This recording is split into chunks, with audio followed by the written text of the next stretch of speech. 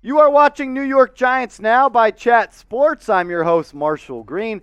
In today's show, I'm going to answer your guys' questions, which came from our live show that airs every Wednesday. So subscribe and turn your notifications on so you can join us when we go live, have a party. It's going to be a lot of fun. Hope to see you on the next live show. Shout out to my guy, Mr. Assassin. He's a real one. Shout out to him. Tunes in every video, always in the live chat. He says, who do you have winning the NFC East? You're gonna make me answer a tough question right off the top. The Giants, right? That's the only answer I can give outside the Giants. How about that? Who do I have winning the NFC East? You know what? I just do not buy into the Philadelphia Eagles. I know they probably have the most talent in the NFC East among the roster, but I don't believe in Jalen Hurts to be the guy that can win you a division title. I think it's going to be the Cowboys again, man. I really do. I think they have the best quarterback in the division. And most times when you have that, you usually win the division. This question stinks, Mr. Assassin. I'm upset you made me answer it. Shout out to Noah, though. He says, Saquon season yards prediction. Okay, that's a good question. Let me pull something up real quick.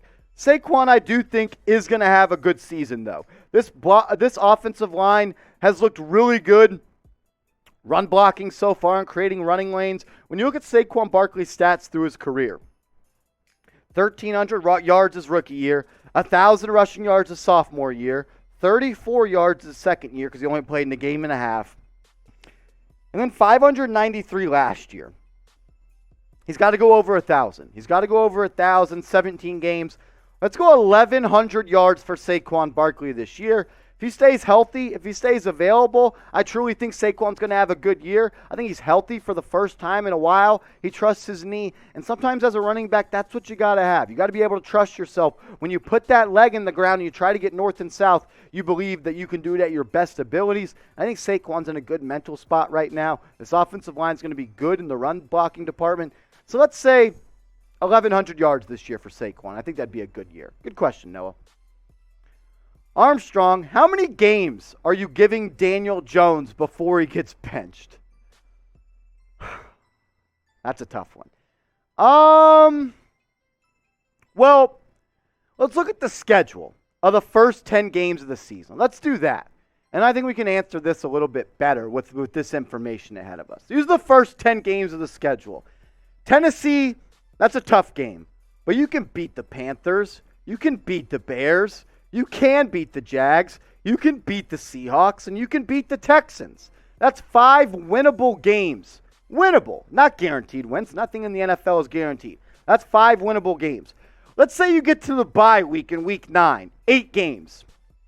If you're 2-6 going into the bye, I give Daniel Jones until the bye. Week 9, the natural breaking point of the season, the middle point of the season. I give him 8 games.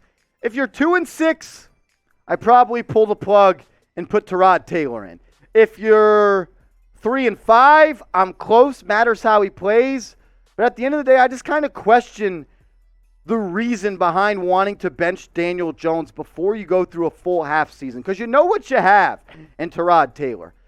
I know we probably already know what we have in Daniel Jones, but the unknown is something that's always pretty interesting. You want to think, can Daniel Jones turn it around?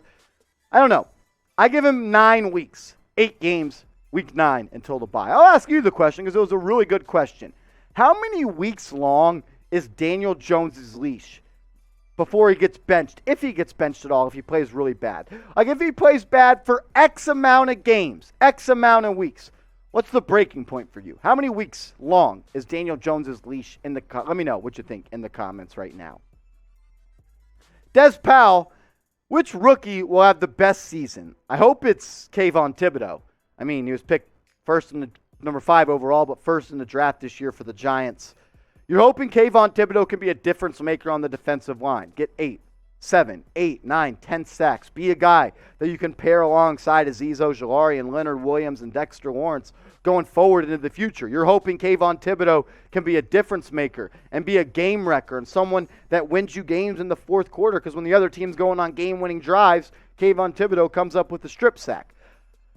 I do think he will have the best rookie season, though, of all the guys we got. I'm all in on Thibodeau, and I'm all in on him being the best rookie. Good question, though, Dez. Dr. Pancake, should we cut Sterling Shepard? No point to really cut Shepard at this point. You already did a huge contract restructure, so he's not really being paid a lot of money. And honestly, when you look at the Giants' wide receiver depth chart, they kind of need him. He may not be ready for week 1, and then your Giants' wide receivers are going to be Kadarius Toney if he's healthy, Kenny Golladay, good work by producer Patrick Seatman here. He's going to pop up the depth chart. You need Sterling Shepard to be healthy. Because if not, you have no real dominant slot receiver. I think Toney and Wan'Dale Robinson can be effective in the slot, but Sterling Shepard has proved it. Sure, has he always hurt a lot? No doubt about it. Best ability is availability. Shepard really hasn't been that the past couple of years. But he absolutely tore up the Denver Broncos dating back to week 1 of last season, burned Patrick Surtain for a touchdown on a 12-yard dig route and took it to the crib. So I think Shepard is someone this team needs to be healthy. No reason to cut him. His cap hit's not that high. They're going to wait until he's healthy. If he plays bad this year, though, if he gets hurt again, this will be his last year wearing the nice-looking jerseys, the big blue jerseys. Shout out to Blue City Empire Sports, my guy, an official real one. Who is the best running back for New York Giants? Tiki Barber or Saquon Barkley? If you're talking about this year, it's got to be Tiki Barber, right? He is the more proven back in his prime. What Tiki did the last couple of years in his season, it's weird. His evolution as he got older and like more into his career, the production went up. Like he was best as his season came to a close. I think his best season in his NFL career might have been the year right before he retired. I think Saquon has more talent than Tiki Barber. That just having more talent doesn't make you a better running back. Tiki, he did it all. He pass protected. He was a good pass catcher. He was a good runner. He was just kind of a shitty teammate and talked shit about Eli Manning, and that's why I don't really like Tiki Barber all that much. But do you like the Cowboys? If you do, this probably is the wrong channel for you. But if you hate the Cowboys, I want you to subscribe. Hit that big red button. If you hate the Eagles, you hate Washington, you hate the Cowboys, hit that big red button. Subscribe to Giants Now for videos every single day, as well as 2 live shows every single week. Let's ride. King Wolf, choose a player on the roster to trade. Do you mean like trade because they're bad or trade because they're just not, they're like you could get, it's kind of a tricky question. Someone I would trade on the roster, let me think about it. I mean, if I could trade Kenny Golladay, I would do it. But you're going to take on a big cap hit. Not looking to trade anybody away at this point. I'll go with Kenny Golladay. Kenny Golladay will be the guy I'll pick to trade. Kind of question his heart at some times, and if he really wants to be a New York Football Giant, and if he wants to be an NFL player. I think he's got a lot to prove this year. I'm kind of down on Golladay right now. Ray, what up, man? What do you think of the wide receiver depth chart, and what's your final wide receiver roster projection? Okay, I like the question, and this is a good one. Let's pop back up that wide receiver depth chart. Shout out to Seatman for that. This is what it looks like. I think the 4 guys pictured, no doubt, are going to make this roster. Golladay, Toney, Shepard, and Wan'Dale Robinson. Then you have guys like Richie James, Darius Slayton, Collin Johnson, and C.J. Board all competing to make this roster. I think the Giants are going to keep 7 wide receivers. So the 4 pictured on screen right now, and then 3 of these guys now on screen, I think, make the roster. I think 3 of Slayton, James, Collin Johnson, and C.J. Board make the roster. I think 3 of these guys make the roster. But I want to ask you, which one of these guys do you think gets cut? Which one do you think does not make the final roster? Type 86 for Darius Slayton, type 15 for Collin Johnson, type 80 for Richie James, and 18 for C.J. Board. I would roll with Darius Slayton because I think Johnson gives you more as a receiver, Richie James gives you more versatility, and C.J. Board is a special team specialist, so that kind of leaves Darius Slayton on the outside looking in. But I want to hear from you. Which one of these guys do you think gets cut?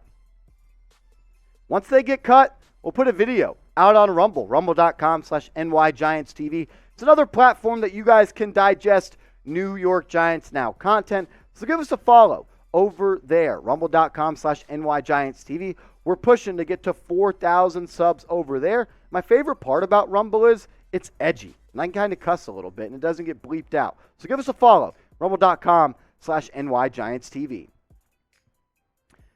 Sloppy Top, what up, man? Marshy, would you rather see DJ or Tyrod start? I know what you think is going to happen, but I want you to know what you want to see. Okay, so I get what you're saying. You're asking me just off of my football IQ, not what I think is going to happen. I truly believe you start Daniel Jones because I think it's a win-win situation with Jones. And let me talk you through this, Sloppy Top. Daniel Jones plays good, right? Outcome A, he plays good. He proves he's your franchise quarterback. You sign him, you have a franchise guy. He plays bad, means you're probably going to lose some football games, right? And if you lose football games, you're going to have a good draft pick. You'll be at the top of the draft to be able to select a good quarterback. I think the worst thing you could do is start Tyrod Taylor and he wins you 6, 7 games. Not in the playoff race, not in a position to have a good draft pick. I know we want to win games as a Giants fan, but we are in a rebuild. We're in a retool. We are revamping this roster and the direction of this football team. Sometimes winning a game this season doesn't help you out for next season. So I think if I was the coach, I would start Daniel Jones. I'd give him till week 9. If he plays really, really bad up until week 9, then I'd pull the plug. Then I would insert Tyrod Taylor. But that's my plan. That's what I would do. I appreciate your question, ST. Last question on this mailbag, and it is about number 19, Kenny Golladay. Is he washed? What happened? He stopped playing football with Matthew Stafford. Because when you look at what he did with the Lions and Matthew Stafford, he was one of the best receivers in the NFL. Back in 2019, he had the most receiving touchdowns in the NFL with 11 touchdowns. Then he got hurt in 2020, didn't look good. This past year in 2021, we all know all about that. Didn't look good, no doubt about it. Is he washed? I hope not. We need him to play good football this year. But he hasn't looked good. But it's more so not what he does, like when the game's playing. I feel like his attitude stinks. I feel like his effort is sometimes questionable. I don't know if he's all in on being a New York Football Giant. Maybe I'm alone on this. Maybe I'm not. Let's have a true back and forth, though, right here. In the comment section, let me know. No type this for this. No type this for this. Let's have a true Discord. Let's have a true dialogue. What are your thoughts on Kenny Golladay? What do you think of him? Do you hate him? Do you love him? Do you think we're too tough on him? Do you think he stinks? You think he's overpaid? What are your thoughts on Kenny Golladay? I think I'm out on him until he proves to me that he's a good football player once again. But I want to hear from you. What are your thoughts on Kenny Golladay?